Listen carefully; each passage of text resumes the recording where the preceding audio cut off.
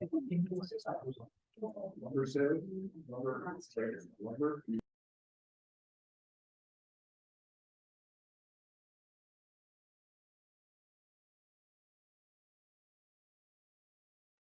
But you're always doing it. So you've got 4 pictures to look at because you're delegating too. Is 6:30. So will you please join me and stand for the pledge of allegiance? I pledge allegiance to the flag of the United States of America and to the republic for which it stands, one nation, under God, indivisible, with liberty and justice for all. Roll call. Tracy Rowe. Here. Fred Sotomayor. Here.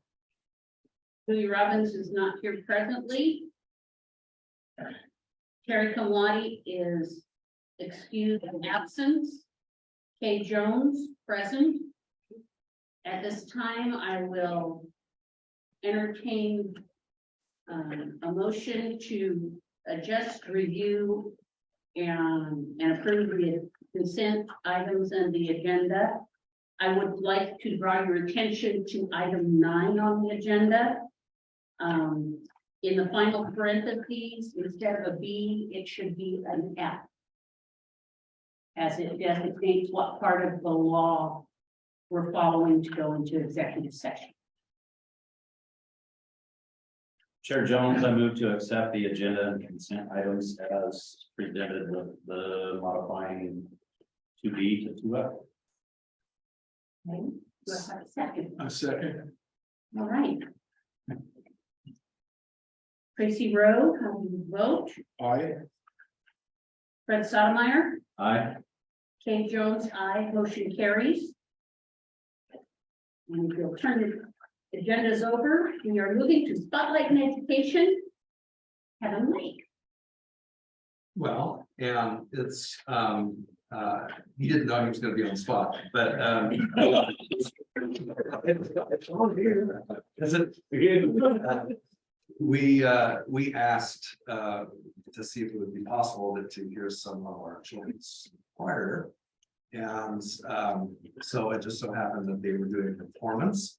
And Kevin, do you want to cue us up as to what this is the First grade. Yeah.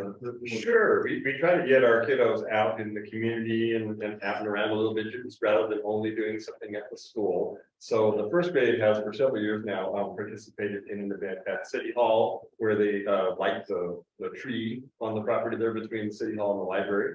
And so we take our first graders down there traditionally. We sing 2, sometimes 3 songs, depends on the group and how much time we have to get ready and all that. But we did a couple of songs this year, and it was nice to be able to have a singing event in public with a lot of people gathering. Once again, we've been creeping back into that kind of thing, doing some outside events. So you'll get to see a little bit about what that was like there. I'll also mention real quick, we took our 2nd and 3rd grade to the mall in Albany last Friday and sang there for about a half hour, which is also on the YouTube channel. And this Thursday, 4th and 5th graders sing in their concert. Friday, our kindergartners sing during school at their concert and have a sing along on Friday morning. So all kinds of music events going on. We're ready. Yeah.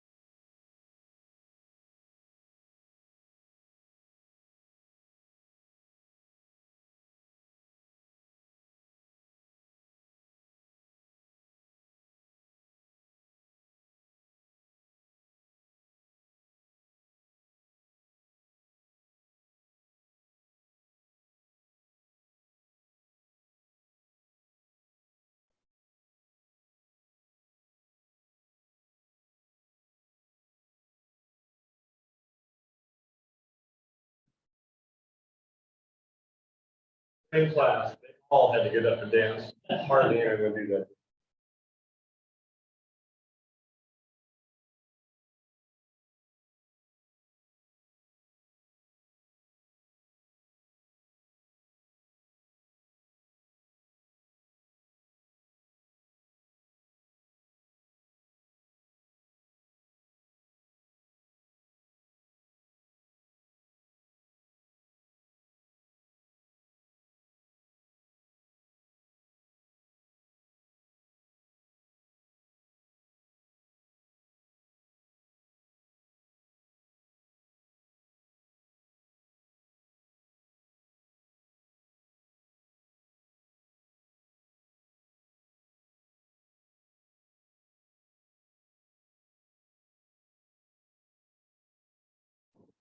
You know, what was funny about that is it was pretty cool and it's awesome. The hot chocolate and stuff and everything. And the kids were singing.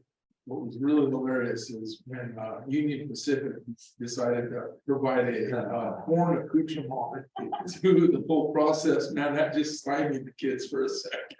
Yeah. It was really funny. And that last song does have 3 different verses, although we heard the same one several times. That's okay. They had a great time going out and doing that. We like to do something kind of low key. So when we get to, do something on the stage at the school, it's like, oh, we've done this before, it's old hat, it's all fine, so they do a good job on this stuff. Yeah, good job with the kid. Good job. They were wonderful. I can't even imagine what it takes to teach that many little ones. My hat's off to you. Your job's way harder than mine, and it was great to see kids again. I think the train one was perfect for that part down. As I mentioned, it did snow that afternoon. Yeah. The day that we had our rehearsal with all 3 times together. The one time that we were doing that, and then like, oh, look outside! Oh boy, never mind. So it was fun. Music is such an important part of education. It's something that we're really proud of. And so I want to thank you for all the great work that you do and for letting us see our children once again singing. And it's just we'll talk. Absolutely. We'll bring some down live sometime. And you're all invited to Thursday night for the big 4th and 5th grade. And I think we're going to include middle school and high school kids as well at that. All right, we're ready to move to reports and we're ready to move on to financial. Thank you, Chair Jones.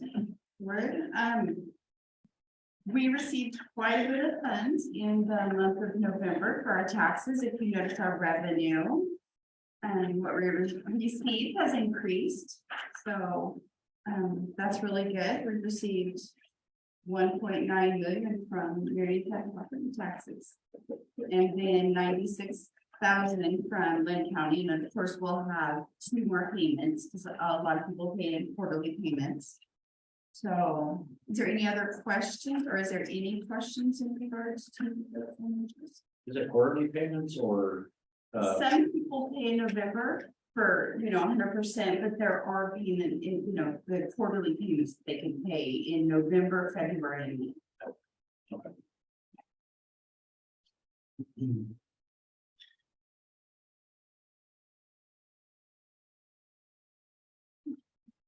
Any other questions regarding the financial reports?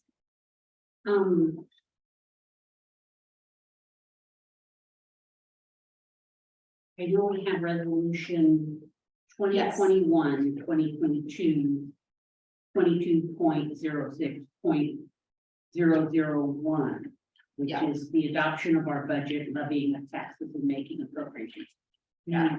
You had shared that something came to your attention. Yes, once we report to ODE our budget electronically, and then we give them a paper copy. When they were doing the comparison to make sure they compare, I had placed some unappropriated reserve amount in our debt service under contingency. That number was placed in the wrong spot on my resolution, so they brought it to my attention and needed to be brought before the board.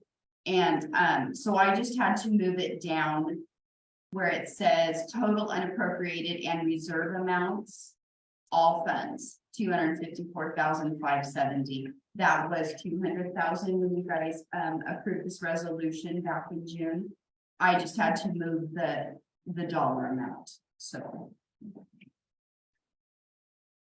Which goes to explain the additional 54,570. That is correct. So the two figures together comes to this this total. That is correct. Yes, we have 200 unappropriated for the general fund, and then we have the 54,000 under debt service fund. I just put it in the wrong box. It's coded correctly in our system and in the budget paper document. It's just that when I did the resolution, I put it under debt service contingency when it should have been under unappropriated. Okay. I move to accept the Jefferson School District 14J Resolution 22.06.01, adopting the budget, levying taxes, and making appropriations for the 2022-2023 fiscal year with the recommended revisions. I would second that. All right. Any further discussion? Seeing none. Tracy Rowe, Aye. Fred Stottlemyre, Aye. Kate Jones votes aye, motion carries.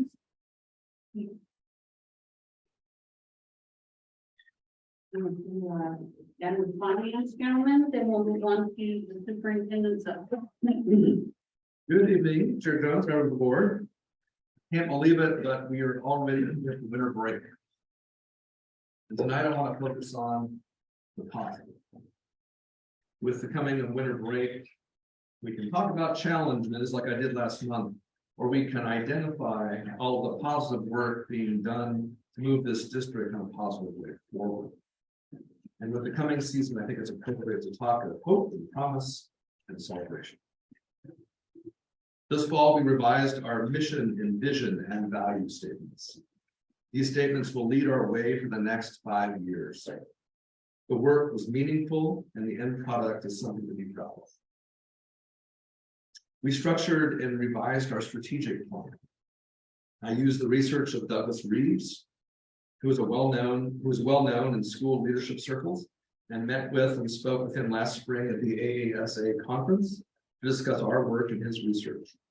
His book, 100-Day Leaders, was inspirational, as was The Evolution of Education by Willard Daggett, which my leadership team read, the district office staff read, the board read, and school leadership teams are now reading. Keeping current with educational research and best practices is one ingredient to success. Our strategic plan divides up the year into 9-week segments. Each 9 weeks, principals report progress on goals they and their leadership teams create. This progress leads to their year-long goals that they set back in August. Schools may need to adjust to progress as the year advances, but at the end of the year, we will see substantial growth in many areas.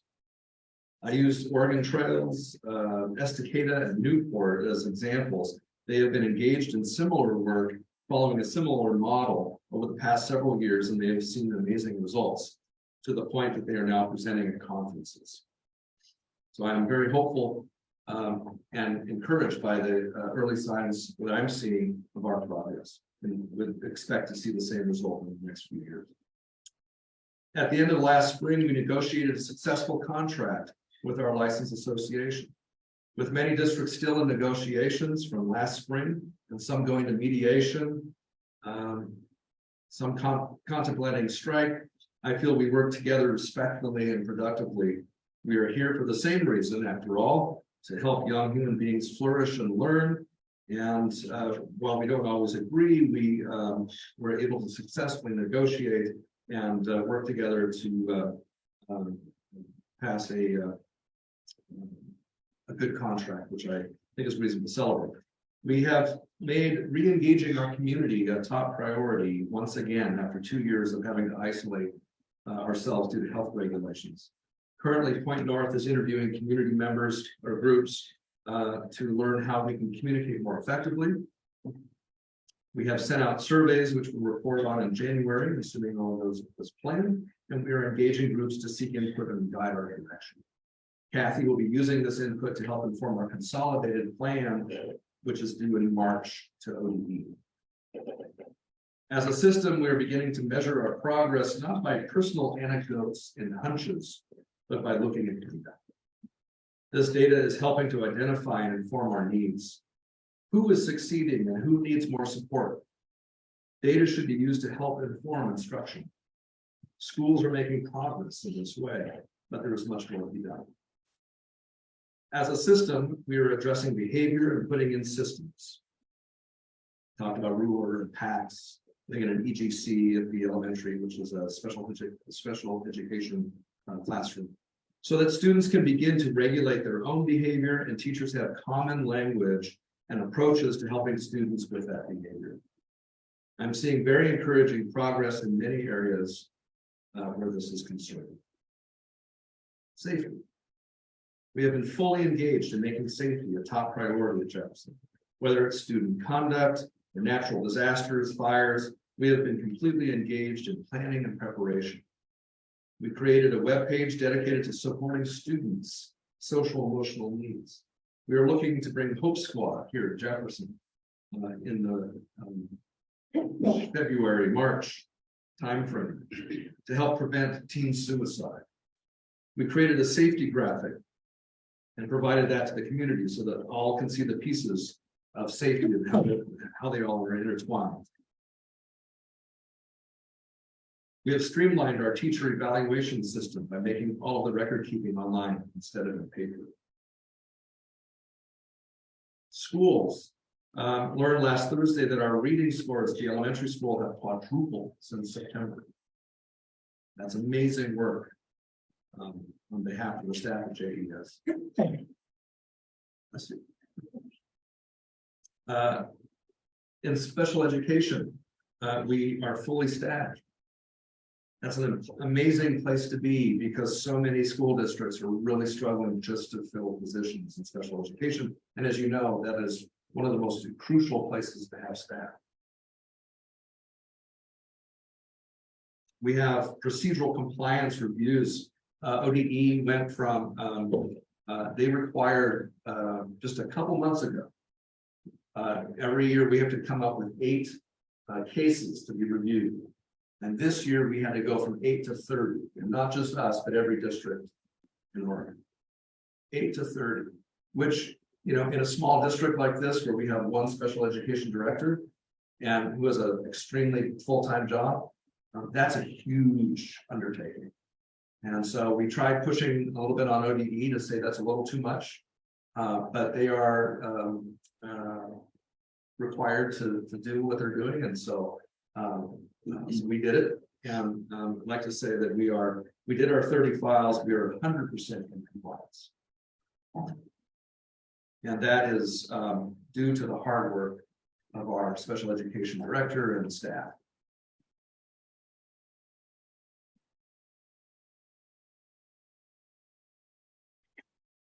The high school reports that they're seeing improvements with school culture at the high school. Life Skills made a Thanksgiving meal for staff.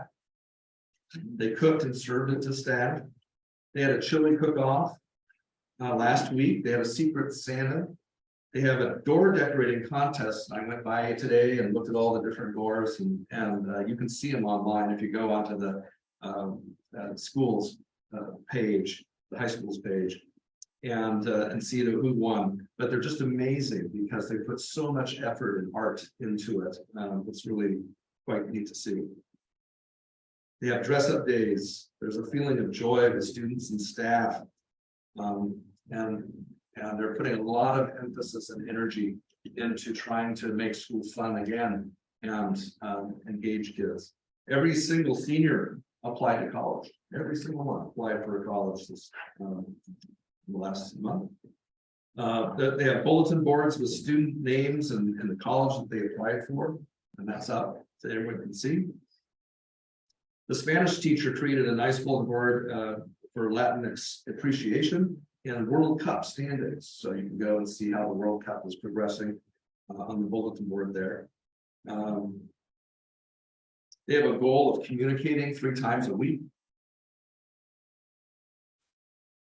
about the good things that are happening in the school. In our middle school, Scott talked about the return of fun to the middle school. Assemblies, Fun Fridays, school dance. We're gonna do one this Friday. Field trips. They went to OSU to see a basketball game, took the whole school. Abbott went to the University of Oregon. So a lot of success, a lot of fun, a lot of cultural building after a time of a really trying time of COVID, where we had to be at home and isolated. And so it's a priority for us to get back into and working with our social emotional needs, getting back into doing school the way we used to do school.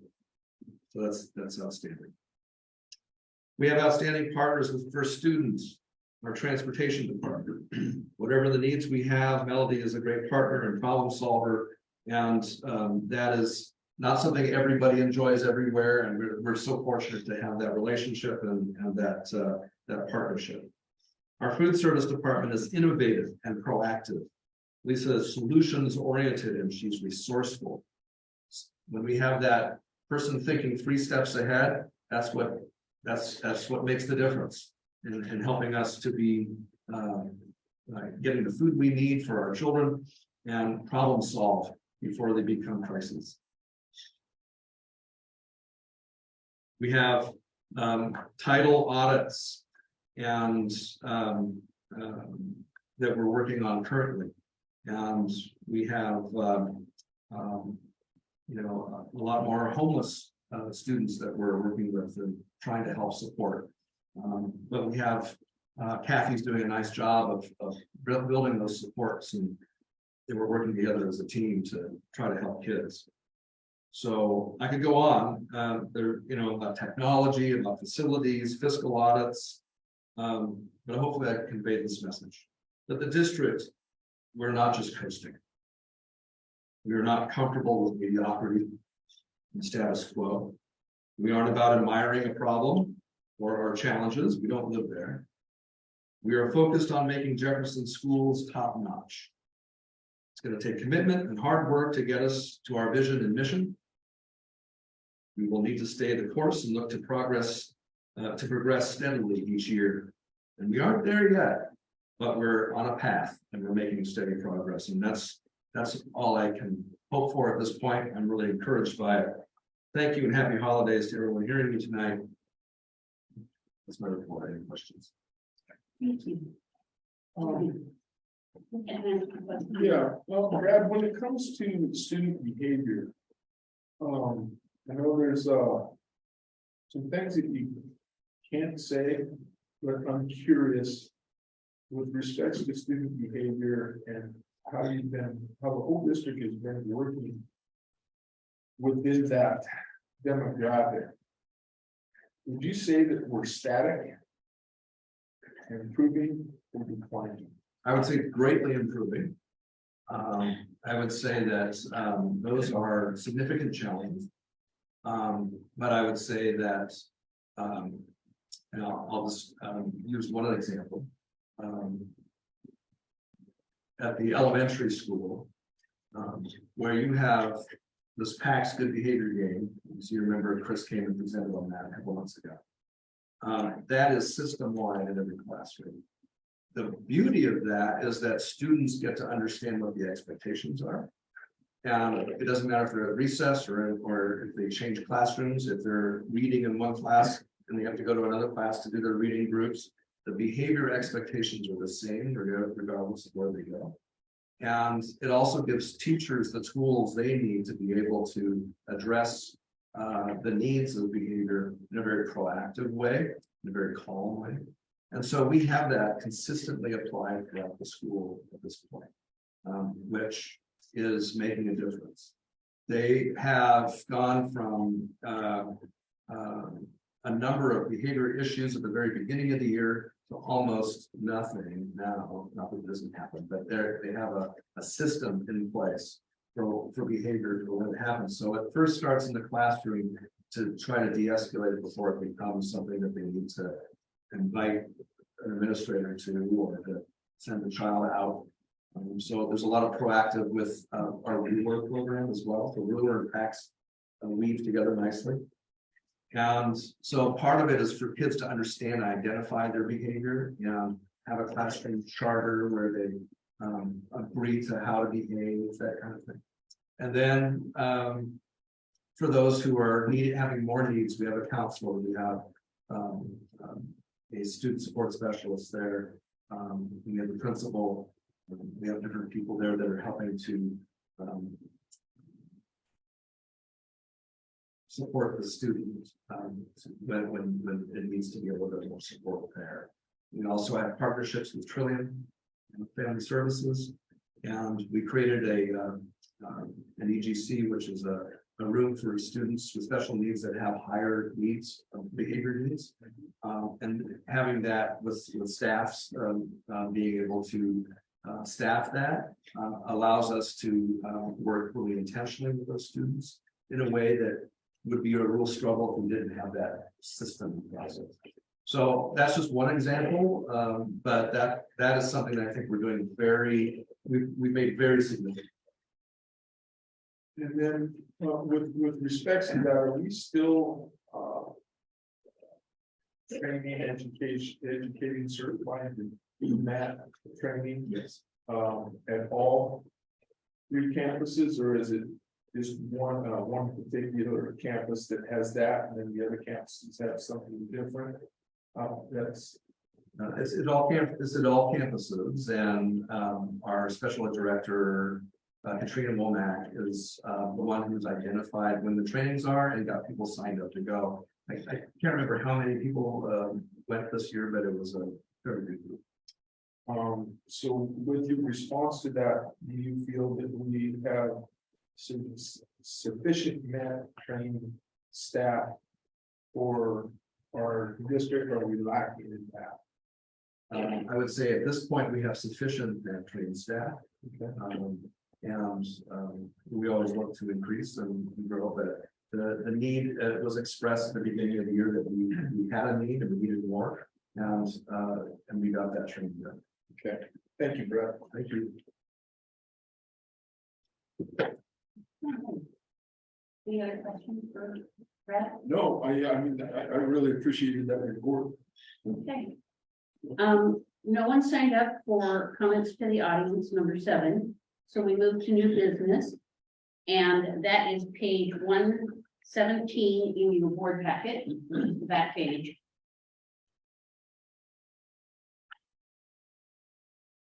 And we're voting, this year, they're replacing the director from 11, but no one applied. For position 12, Bill Group from North Marion applied for the board position 12. And then we also need to work as OSBA has adopted priorities, which is continuing to get funding and advocate for no unfunded measures for school districts through the legislature. So we need a motion to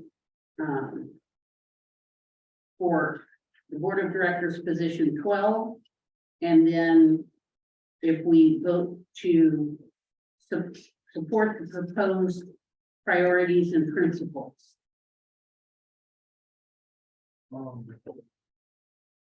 Discussion.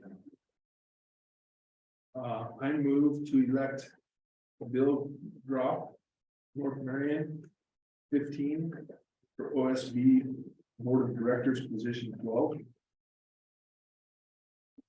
I'll second that. All right. So we're voting to elect Bill Rout to OSBA Board of Directors position 12. Tracy Rowe, Aye. Fred Sotomayor, Aye. Kate Jones, aye, motion carries. And then we need a second motion about adopting the proposed OSBA legislative priorities and principles. I'll make a motion. Item number 3, resolution 1 adopts the proposed OSBA legislative priorities and principles. Is that included in our packet? No, it's not. It was at the presentation that they did You would have gotten it in your email from OSBA. I haven't reviewed it.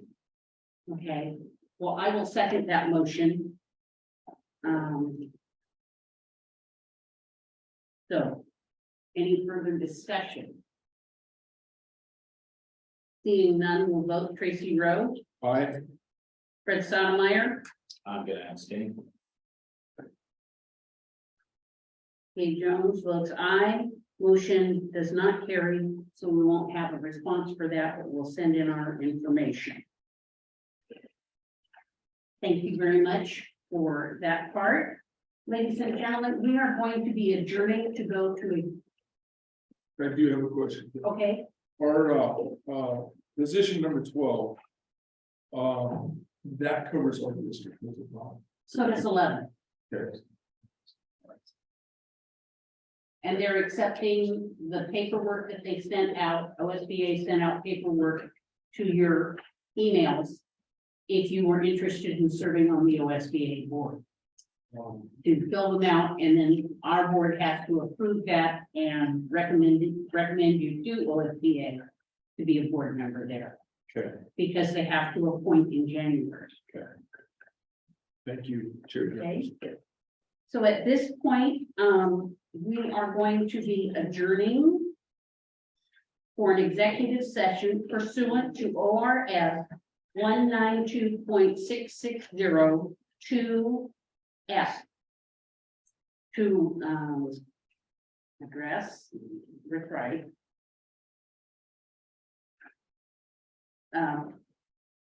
Action on an OEA grievance. So at this time, we're going to just have the board and the superintendent remain, and we will invite the union rep back in for the executive session to do their presentation. So we're going to take a